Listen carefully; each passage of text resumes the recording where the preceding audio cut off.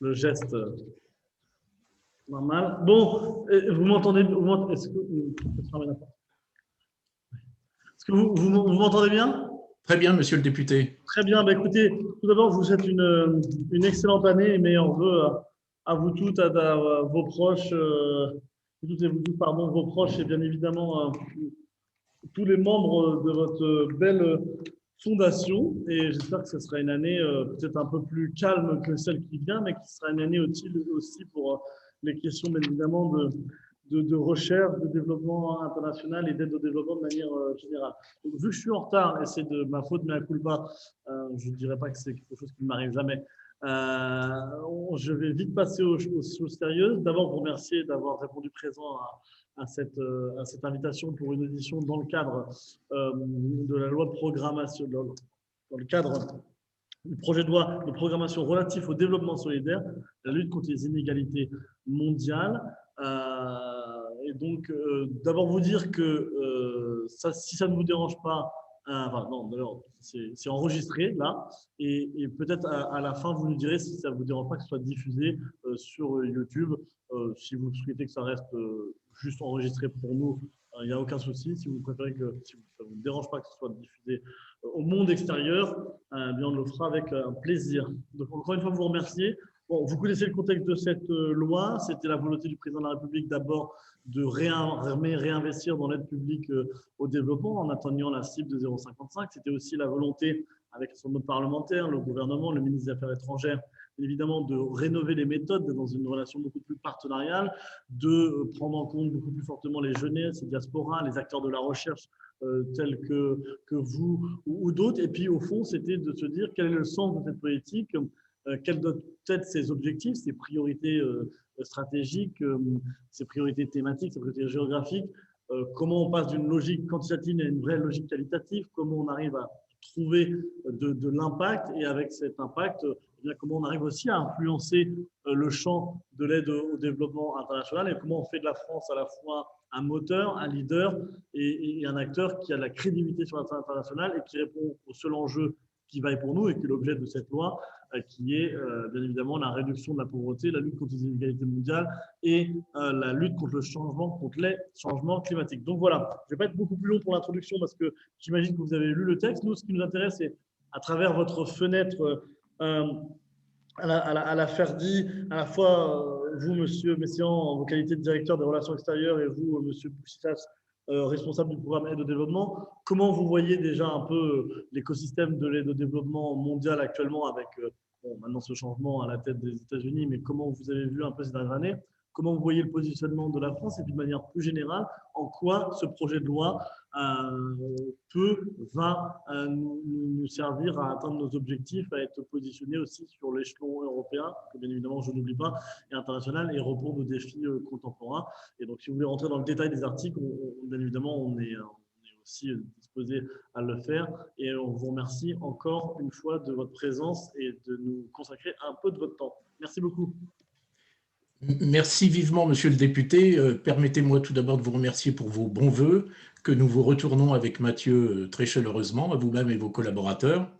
Donc, nous avons bien sûr lu avec beaucoup d'intérêt le texte et nous nous proposions, si vous en êtes d'accord, pour ma part, de faire peut-être, vous nous connaissez bien sûr, mais peut-être faire très brièvement un rappel sur les actions de la FERDI. Et ensuite, Mathieu, dont la spécialité de son cursus et de ses fonctions actuelles est de traiter du financement international du développement et en particulier de l'aide et de la coopération française, vous fera part d'observations générales sur le texte. Et toujours, si vous le permettez, peut-être que sur, disons, 4 ou 5 points, parce qu'on ne pourra pas, je pense, tout traiter, vous faire part d'observations particulières sur certains articles. Très bien, voilà. Parfait. Merci à vous, monsieur le député. Donc, comme vous le savez, mais je m'adresse peut-être à certains de vos collaborateurs, la fondation a été créée en 2003. C'est une fondation reconnue d'utilité publique.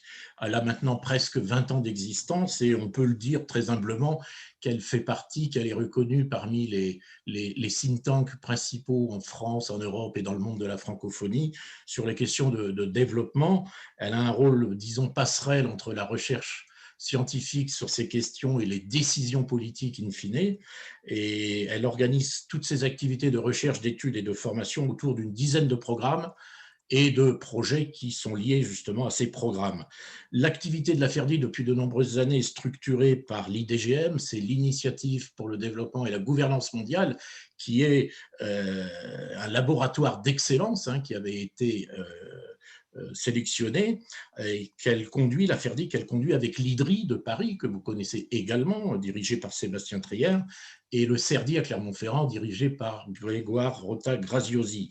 Alors, les activités de la FERDI, mais Mathieu ça en parlera davantage, s'inscrivent aussi et sont guidées par les objectifs de l'agenda 2030. La FERDI a une ambition d'avoir un rôle d'influence dans les débats, et donc concrètement sur les politiques mises en œuvre et les mesures prises par les différents partenaires du développement. Cette influence s'est déjà traduite dans plusieurs domaines que je rappelle rapidement: l'allocation de l'aide, en prenant en compte, ça c'est un point important de la FERDI, les vulnérabilités. Ça a eu un impact à l'Union européenne et à la Banque africaine de développement. Le financement interne du développement, avec tout ce qui touche à la mobilisation des recettes internes d'un pays, donc tout ce qui est politique fiscale, l'intégration régionale, sur laquelle on travaille notamment dans les 2 zones africaines, de l'Ouest et centrale, des questions aussi sur le climat, la santé, l'agriculture, les migrations, avec, sur un plan géographique, un focus sur la catégorie des PMA, des pays les moins avancés, et bien évidemment, ces dernières années, sur ces recherches et actions sur le Sahel, bien évidemment. Alors, nous avons aussi mis en place des chaires. Il y a déjà une chaire, la chaire Sahel, bien évidemment, dont Mathieu va parler, la chaire numérique et une sur l'agriculture qui pourrait voir le jour prochainement. Enfin, l'actualité, je termine là-dessus, de la FERDI, en cette période compliquée, mais les projets suivent leur cours malgré tout, sur cette période charnière 2020-2021, et ça rentre, je pense, monsieur le député, dans les actions voulues par le gouvernement, à savoir d'appuyer les territoires comme acteurs du développement. Et en ce sens, un projet est en cours et ne demande qu'à être vraiment validé. C'est celle qu'on appelle, cette initiative qu'on appelle du pôle clermontois pour le développement, qui réunira la FERDI, nous nous citons en premier, le CERDI, l'Université Clermont-Auvergne et l'Agence française de développement à travers son campus en particulier. Mais tout ce projet est instruit par l'AFD sur un soutien de Bercy, puisque M. Bruno Le Maire, M. le ministre, a soutenu ce projet en écrivant notamment aux collectivités territoriales de Clermont-Ferrand et de Lyon pour la région Rhône-Alpes-Auvergne. Voilà donc un petit peu, très brièvement résumé, l'actualité de la FERDI. Valérie Thomas, qui est du Point, qui sera très très contente. Alors, je sais, elle n'est pas là aujourd'hui malheureusement, mais… Nous avions été auditionnés, monsieur le député, par madame la députée il y a au mois d'octobre. Sur ces mêmes rapports budgétaires. Alors, pour peut-être que tout le monde ait le même niveau d'information, c'est aussi l'initiative en même temps avec le rapatriement de l'initiative de Pierre Jacquet. C'est ça, exactement. Le projet de pôle clermontois a 3 piliers, si on peut appeler ça des piliers. Il y a le Global Development Network, le GDN de Pierre Jacquet, j'allais dire, qui est toujours à New Delhi pour l'instant, mais qui devrait s'implanter à Clermont-Ferrand. Un volet formation, dont je suis un petit peu responsable avec les gens de l'AFD Campus, l'IH2D, géré par l'IH2D, qui est l'Institut des hautes études du développement durable, qui a été créé il y a 3 ans de cela et qui est l'Institut du LABEX, géré par la FERDI. Et enfin, le 3e pilier, suivi par le professeur Vianney de Quitte à Clermont-Ferrand, sur l'IDGM, c'est-à-dire le LABEX proprement dit. Voilà les 3 piliers du pôle clermontois. Et alors, juste pour terminer sur ce terme qui est un élément important, parce que au fond, la territorialisation aussi des ODD, et puis de manière générale de la politique de partenariat, de dire que ce n'est pas simplement à Paris, à New York, à Washington et à Singapour. Et donc, c'est important qu'on ait dans nos territoires aussi ces éléments-là. Mais vous disiez le campus de l'AFD, donc le campus de l'AFD actuellement Marseille sera délocalisé à Clermont-Ferrand, ou c'est une autre… Non, physiquement, il y aura, on parle éventuellement de mobilité de personnel de Paris, de l'AFD, de Marseille, enfin, c'est sous réserve, hein, ça c'est dans le cadre de ce grand pôle que veut l'AFD, Rémi Rioux, sur une forme d'antenne, la Cité du Développement, je ne sais plus quel est le nom qui est donné à ce projet, d'avoir quelque chose à Nantes, à Clermont, à Marseille, à Paris, et en région parisienne, puisque l'AFD doit normalement, je crois, revoir un peu ses sites géographiques. Mais là, en termes, il s'agit surtout d'un partenariat scientifique. Très bien. Merci beaucoup. Merci, monsieur le député. Mathieu, alors. Merci Philippe, merci surtout à monsieur le député de nous permettre de nous exprimer sur ce texte de loi. Moi, personnellement, donc Philippe m'a présenté, je suis responsable du programme financement international du développement et plus particulièrement sur l'aide au développement. Et moi, je dois souligner la qualité du texte quand même, qui brasse quand même beaucoup d'enjeux, parce que évidemment c'est une politique qui brasse énormément de choses et d'enjeux. D'ailleurs, on voit l'impression générale, si on a eu du texte, c'est que le projet est dense et ambitieux. Alors évidemment, il s'inscrit dans tout ce qui est l'agenda de 2030, et en cela, il est très intéressant à lire. Alors, il s'inscrit évidemment dans une continuité, j'ai envie de dire, dans une démarche continue institutionnelle amorcée il y a plus de 10 ans maintenant. Et enfin, alors, sans vouloir me ramener ça à moi, je suis assez bien placé pour connaître cette histoire, parce que j'en ai fait partie au début, puisque j'étais recruté comme économiste, jeune économiste à l'époque, au ministère des Affaires étrangères, comme co-rédacteur du document cadre de coopération au développement que le gouvernement avait rédigé et publié, je crois, en 2011, et rédigé en tout cas en 2010. Et donc je connaissais bien ce texte, et donc j'ai pris plaisir à lire cette loi.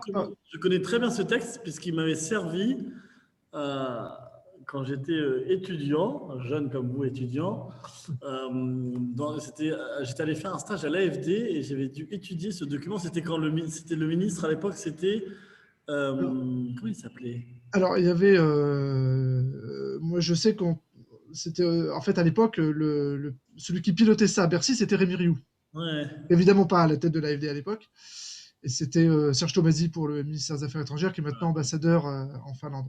D'ailleurs, c'était un des seuls documents qui avait été rédigé sur la stratégie globale du Quai d'Orsay et de Bercy. C'est le premier, puisque c'était la principale critique des pairs du CAD en 2004 et en 2008, que la France n'avait pas de texte fondateur, de texte stratégique sur son ambition. Et donc, ça répondait à cette critique-là. Et donc, couverture bleue avec une petite planète.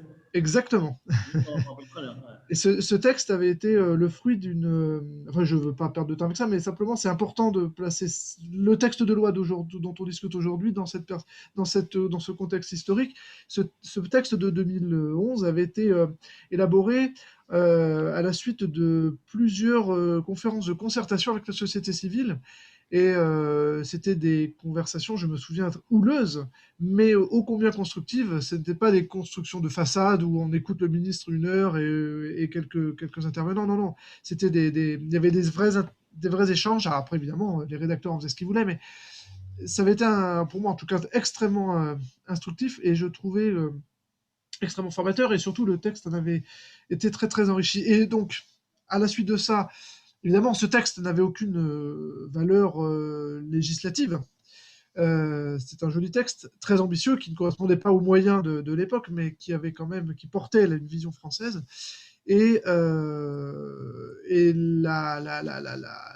grande valeur ajoutée du texte de 2014, c'est d'avoir donné au texte de stratégie une valeur, un statut législatif. Simplement, évidemment, le passage au législatif en 2014 a quand même beaucoup rogné le texte de 2011. Forcément, on ne pouvait pas s'attendre à moins, tant le texte de 2011 était ambitieux. Et donc, j'étais curieux de voir ce texte aujourd'hui, parce que on voit, j'arrive à décrypter un petit peu les évolutions et comment on arrive aussi au texte d'aujourd'hui, et c'est assez intéressant. Donc c'est avec cet œil-là que moi je l'ai plus parcouru. Alors l'impression générale qui se dégage, et c'est pas que la mienne, c'est parce qu'on s'est permis de consulter aussi nos collègues autour de nous pour voir quelles en étaient leurs lectures. Peut-être qu'on se trompe. On a la première impression, c'est un retour en force entre guillemets du bilatéral. D'abord, ça se traduit concrètement à travers les moyens additionnels qui sont mis en œuvre, enfin qui vont être mis en œuvre, en tout cas qui sont promis. Mais c'est aussi la promotion peut-être un petit peu plus prononcée des intérêts français, ou en tout cas des valeurs portées par la France à l'international. On le sait très bien, c'est pas un gros mot de dire, d'ailleurs c'était écrit comme ça en 2011, la politique de coopération-développement a toujours poursuivi deux objectifs. Solidarité, c'est évident, mais aussi influence française. Enfin, en tout cas, influence de celui qui le porte, et en l'occurrence la France. La question étant, où est-ce qu'on place le curseur? L'impression qui se dégage du texte, une impression partagée par plusieurs, c'était que le curseur allait peut-être un petit peu, et c'est pas une critique, hein, c'est juste l'impression que ça allait pas mal, peut-être un peu plus vers le bilatéral et vers les intérêts français qu'auparavant. Ça peut tout à fait se comprendre dans un contexte aussi de difficulté du multilatéralisme, de contexte de montée des nationalismes, de besoin de renforcer les intérêts nationaux et européens. Quand je dis nationaux, c'est aussi évidemment européen. Voilà, donc ça c'était la première impression, mais qui n'est pas une critique. Ce qui se dégage par contre le plus peut-être dans ce texte, mais ça, j'ai envie de dire, c'était peut-être attendu. C'est qu'à côté de la grande valeur ajoutée de ce texte, qui est donc d'avoir des guidelines budgétaires beaucoup plus précis que par le passé, et ça c'est la grande valeur ajoutée. L'avancée vers la promesse des 0,55%, elle est chiffrée, elle est budgétairement très claire, elle est très intéressante. Et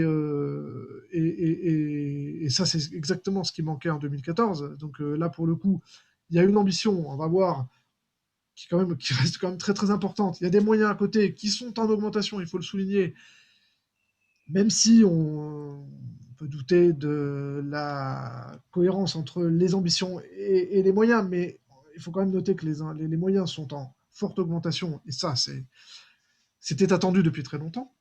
À côté de ça, on s'est arrêté sur la question des priorités. Alors, il y a tout un long passage et plusieurs articles sur les priorités géographiques et thématiques, et c'est bien là que vont se traduire cette augmentation, les moyens mis en place, les moyens supplémentaires mis en place, et donc l'ambition française se traduit surtout à travers l'opérationnalisation et la concrétisation des ambitions françaises se traduit surtout à travers ces articles et ces passages sur les priorités. Bon, et là, je dois avouer que moi, connaissant bien l'historique, j'ai quelques interrogations, parce que le texte ne fait que reprendre finalement ce qui existait déjà, à savoir des pourcentages de répartition de l'effort financier de l'État sur des grandes régions, sans plus de précision. Alors là, sur ce point-là, j'ai une première remarque, c'est-à-dire que je pense que le texte pourrait simplement rappeler au lecteur, moi je sais à peu près ce que c'est, mais ce qu'est l'effort financier de l'État. Parce que ça, je ne suis pas sûr que, même ne serait-ce que vos collègues parlementaires qui vont voter la loi savent... Pardon ? Ça a coupé, ça a bugué à un moment donné. Je sais pas si c'est le cas pour tout le monde. Alors, je ne voulais pas vous censurer, mais ça a bugué quand vous avez dit. Et donc, c'est quelques interrogations sur les priorités. Et ensuite. D'accord. Et vous m'entendez là ? Oui, on vous entend très bien, mais c'est peut-être nous. Hein. D'accord. Non, alors simplement, je disais oui, quelques interrogations sur les priorités. Je disais que je connais bien l'historique et que le texte de loi présente les priorités selon une clé de répartition de l'effort financier selon des grandes régions, Afrique, Méditerranée, Amérique du Sud, Amérique latine, etc., Asie et compagnie. Alors, ça, c'est pas nouveau, parce que ça, c'était déjà présenté comme ça dans les textes précédents.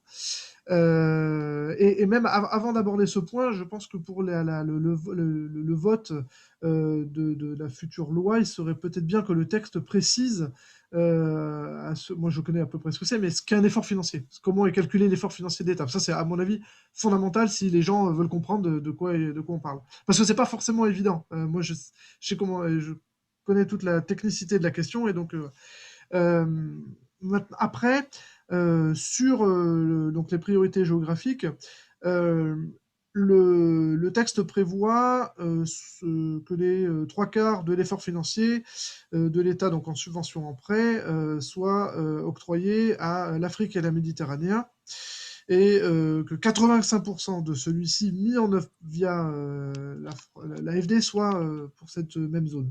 Alors, c'est vrai que la première impression, c'est de dire, ok, mais Afrique et Méditerranée, c'est très très large.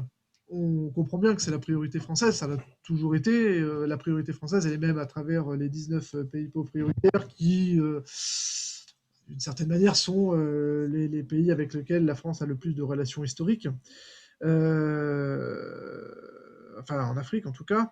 Et donc, ce chiffre-là mériterait certainement d'être un peu plus détaillé. Ne serait-ce que en précisant quelle serait la part, au moins pour les 19 pays pauvres prioritaires, même si ce sont des parts indicatives, évidemment. On sait très bien comment sont octroyés des moyens. On ne peut pas avoir des chiffres exacts, mais je pense que ça, c'est un petit manque. C'est même un petit recul, j'ai noté, par rapport au texte précédent. Celui de 2011 était plus précis, mais celui surtout de 2014, me semble-t-il, précisait que l'État concentrerait au moins 85% de son effort financier en faveur de l'Afrique subsaharienne et des pays du sud et de l'est de la Méditerranée. Donc j'ai même l'impression que c'est un recul par rapport à la priorité qui était faite à cette même zone, priorité budgétaire qui était faite à cette même zone. Alors, ça peut s'expliquer par le fait que l'enveloppe augmente et qu'une partie importante de l'enveloppe va être octroyée sous forme de prêt à d'autres zones, etc. Mais voilà, celui qui connaît un petit peu l'historique notera ça en tout cas. Et puis, la clé de répartition entre l'Afrique subsaharienne et la Méditerranée pourrait être aussi précisée. Je parlais de peut-être mentionner ce qui pourrait en être pour les 19 PPP, mais au-delà de ça, même entre l'Afrique subsaharienne et la Méditerranée, cela pourrait être précisé. Bien que le texte après précise quelques clés de répartition pour les 19 pays pauvres prioritaires et surtout pour la part mise en œuvre par l'AFD. Voilà, une troisième remarque sur les priorités géographiques, c'est que j'ai noté, alors c'est peut-être je fais peut-être un focus trop important là-dessus, mais le Sahel est très peu mentionné dans ce texte. D'ailleurs, enfin, c'est pas le sujet là, mais l'Alliance Sahel n'est même pas mentionnée. D'ailleurs, ça m'a étonné.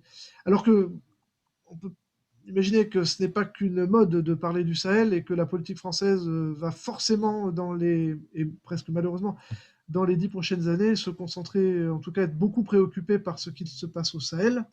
Et j'ai trouvé que les références au Sahel, et notamment l'action de la France dans les pays du G5 Sahel et dans ceux du pourtour du G5, étaient assez peu évoquées, même si, encore une fois, on sait très bien que les pays pauvres prioritaires se trouvent là. Ce qui me fait d'ailleurs penser aussi que le texte a un petit manque de lien avec l'action de l'armée française au Sahel.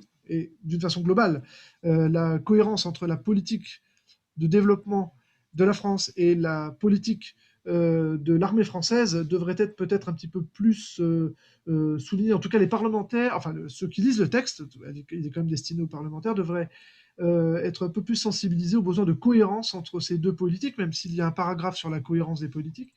Parce que là, c'est l'exemple typique où aujourd'hui on récolte peut-être les fruits d'un manque de cohérence globale des bailleurs entre leur action militaire et l'action de développement, et dans une zone, encore une fois celle du Sahel, qui est aujourd'hui, qui a besoin des deux et de cohérence très forte entre les deux.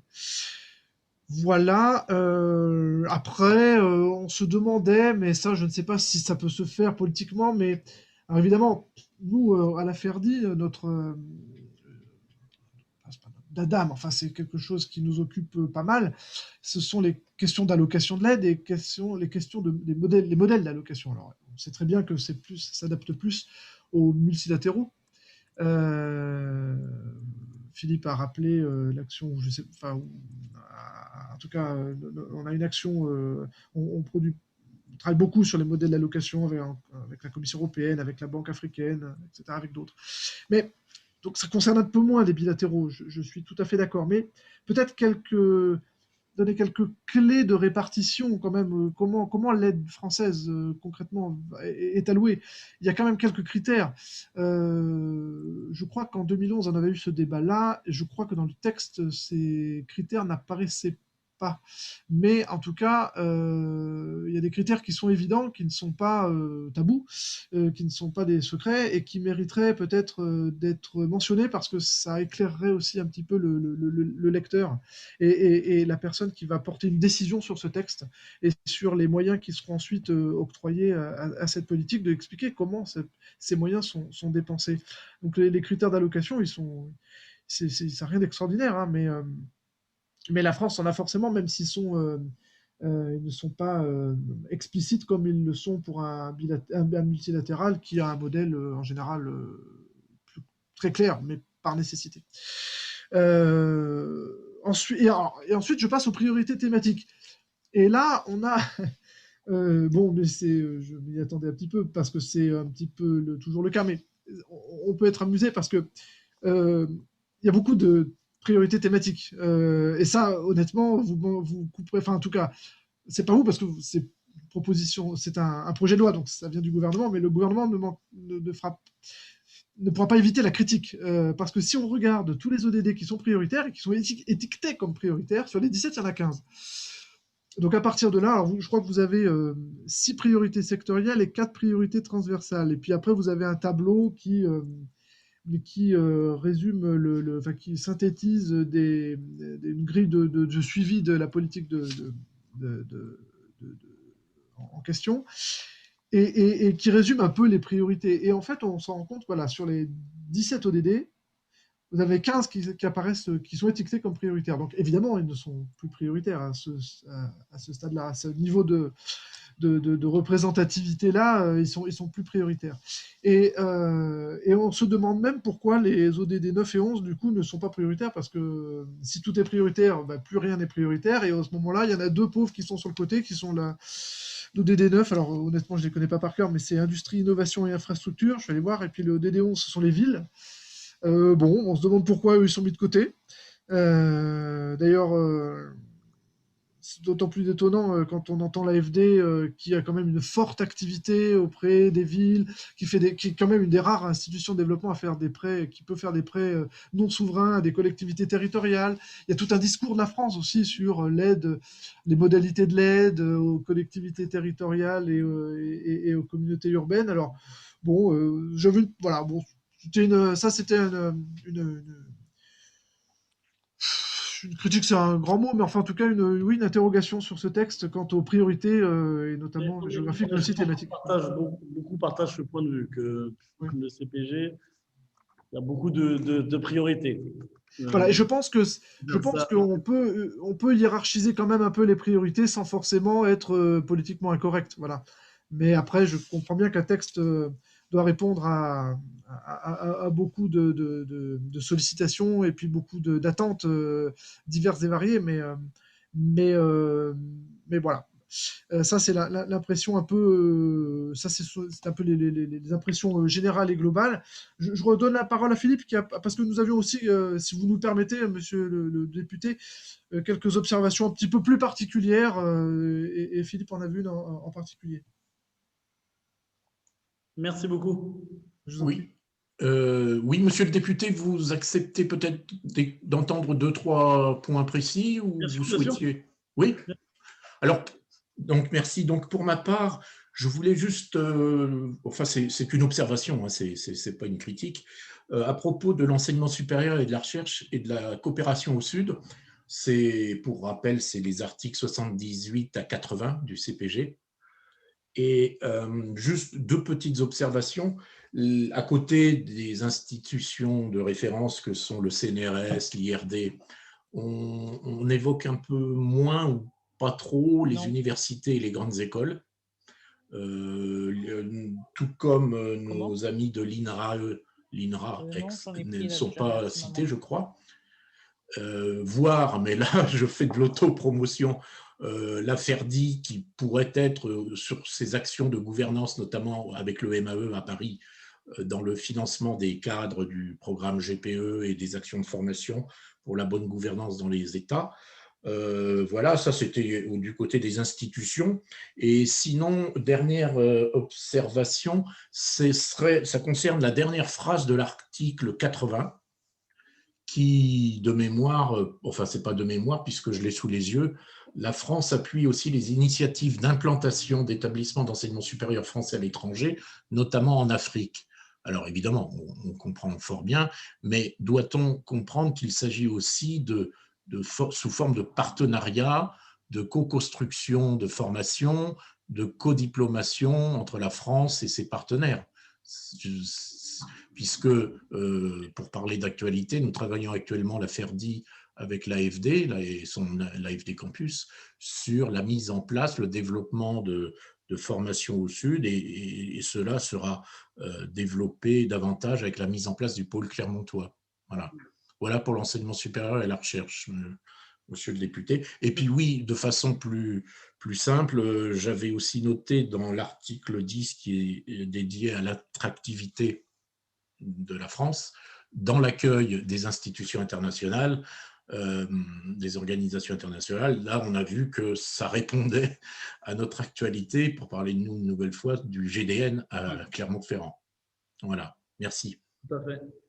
Tout à fait. Merci beaucoup pour les observations à la fois très macro, mais aussi historiques et précises sur les différents éléments du texte. Et puis, on a bien noté un certain nombre d'éléments. Est-ce qu'il y a des collègues ou des collaborateurs qui souhaitent poser une question?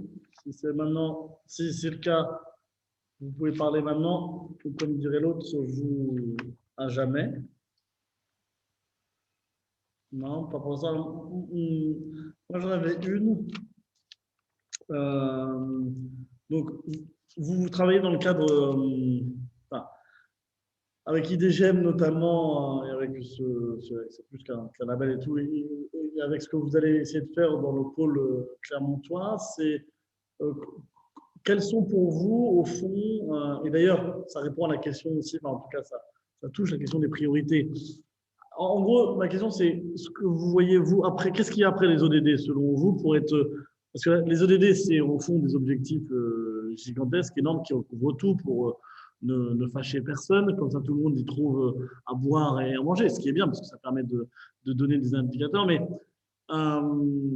comment, et vous le dites dans ce texte-là, il y a aussi la volonté de promouvoir les valeurs, mais les valeurs françaises dans le sens de la lutte contre les inégalités. On voit bien qu'en France, on a une propension, ou en tout cas une révulsion contre les inégalités, particulièrement fortes par rapport peut-être à d'autres pays. Et donc, avec les centres de recherche, la FERDI, le CERDI, l'IDGM, etc., comment vous vous organisez, comment vous travaillez avec les ministères, avec l'AFD, pour aussi essayer dans l'indépendance de chacun, bien évidemment, dans chacun avec sa réflexion de rôle, pour porter aussi un peu cette spécificité française, cette signature française sur la question de la politique de partenariat, puisqu'on voit bien qu'on est dans un moment aussi où, avec une Union européenne qui se veut une commission géopolitique, avec la Chine qui a un projet d'influence qui intègre aide, investissement, commerce, dette, avec les États-Unis qui ont aussi un projet sur genre Growth Africa qui est secteur privé, aide, sécurité, etc. Comment vous voyez, au-delà simplement de la signature européenne, la signature française des caractéristiques, et comment vous participez à ça? Je ne sais pas si je suis très... C'est un peu macro comme question, mais parce qu'on voit bien qu'il y a une évolution quand même depuis 2011, quand on lit un certain nombre de documents et qu'il y a une affirmation aussi de la politique de partenariat comme pilier de la politique étrangère de la France. Et vous le disiez, à juste titre, il y a peut-être qu'il manque cette question de relation avec l'armée, avec le D de défense et de développement, mais on voit bien que le président de la République, quand il fait la One Planet Summit, la COP21, il met la question de partenariat de développement à un niveau haut dans la politique d'affaires étrangères. Donc, ça a bugué. Moi, je vous entends, mais des fois, ça coupe un petit peu. Vous m'entendez? Vous nous entendez? Voilà. Oui. Donc, ça coupe un tout petit peu. Ça coupe un tout petit peu de temps en temps. Il y a parfois, ça vous coupe un petit peu, mais. D'accord, donc voilà, c'était un peu ma question. Et j'en profite parce qu'il doit y avoir nos amis de la Banque mondiale qui est la prochaine visio qui sont là. Je vous ai mais je vous prie de m'excuser parce qu'on a pris un tout petit peu de retard, mais ils vont répondre à la question et ensuite on passera à la prochaine audition. Donc, nos chers amis de la Banque mondiale, si vous pouvez juste Mathieu, tu réponds? Une minute, Monsieur Sander, si vous m'entendez. Non, il est là, il doit être là. Ça marche pas. Bon. Voilà. Non, mais ça nous oblige à la concision. Ah, mais c'est bon. Oui, je disais, Monsieur bonjour, Sander. bonjour, vous m'écoutez? On vous entend, mais je vais vous dire qu'on est en train de terminer la dernière audio, la dernière vidéo, et après on vous prend tout de suite. Je mets en mute et j'attends. Exactement. Merci beaucoup. Parfait, ça nous oblige un peu à être concis. Alors votre question, évidemment, elle est très large. Si vous voulez, nous, on a un regard académique sur le sujet du développement. Vous m'entendez? Allô? Est-ce que vous m'entendez, Monsieur Berville? Parce que moi, je vous vois figé, donc je ne sais pas si vous m'entendez. On vous entend. Oui, mais je ne sais pas si Monsieur le député... Non, on a bugué là. Voilà, je vous envoie, parce que je voyais Monsieur le député figé. Donc... Voilà. Vous m'entendez là? Voilà, ce que je disais, c'est que nous, on a un regard académique sur le sujet de l'aide au développement, de son positionnement dans toutes les questions et le contexte très évolutif de la géopolitique que vous soulignez tout à l'heure. Mais au regard des ODD, vous demandiez tout à l'heure qu'est-ce qu'il va y avoir après 2030 alors que le contexte évolue très rapidement d'une année sur l'autre. La force de la recherche, c'est de ne pas évoluer justement, enfin en tout cas de la recherche académique, c'est de ne pas évoluer au rythme de l'actualité, et pour autant, évidemment, d'y coller au maximum, mais c'est de pouvoir s'accorder la réflexion sur le temps long. Et les questions qui sont traitées à travers les ODD, j'ai envie de dire, c'est pas les ODD qui les ont introduites, c'est parce que ces questions-là existaient que les ODD existent. Il ne faut pas renverser la vapeur, enfin, il ne faut pas renverser la causalité. Il n'y aurait pas eu les ODD, toutes les questions aujourd'hui se posaient quasiment de la même façon, si ce n'est que les ODD offrent un thermomètre formidable, une grille de lecture très pratique et facilite les choses. Mais nous, notre approche partenariale, elle évolue dans le sens où, on en a parlé tout à l'heure, notre approche, notre réflexion évolue dans le sens où on travaille pas mal sur les questions d'efficacité de l'aide, notamment, mais ces questions-là sont extrêmement anciennes.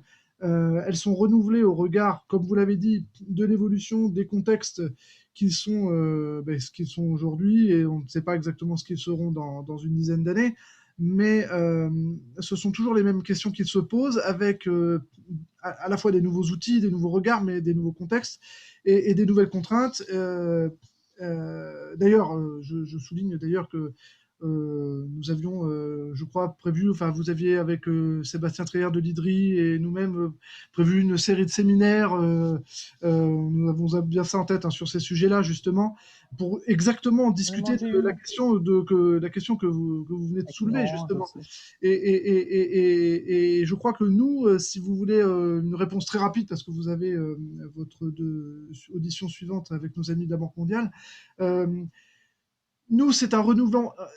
C'est comme ça que fonctionne aussi la recherche académique. C'est un renouvellement permanent de questions qui s'inscrivent sur le temps très très long.